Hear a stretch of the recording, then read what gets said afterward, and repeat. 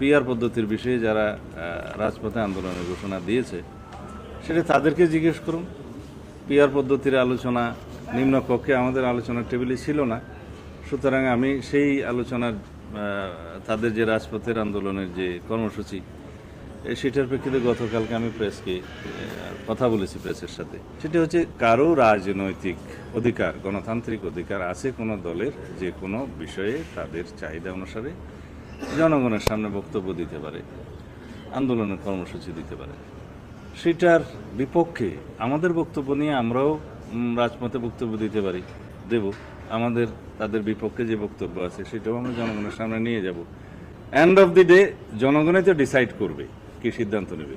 আমরা রাস্তায় কে কয়টা জনসভা করলাম, কে কয়টা মিছিল দিলাম, তার উপর ভিত্তি করে কি পিআর নির্ধারিত হবে? সেটার জন্য তো একটা প্রক্রিয়া আলোচনার টেবিলে আসতে হবে। সেই আলোচনার টেবিলে আমরা আছি, সেটা এখনো অব্যাহত আছে। কিন্তু সেটা বাইরে রেখে আমরা যদি এই সংস্কার প্রস্তাবগুলো বাস্তবায়নের জন্য যে আলোচনা আছে সেটাকে বাইরে রেখে সেটা বাস্তবায়নের জন্য যদি আবার রাজপথে যাই, সেটা কিন্তু সবিরোধিতা।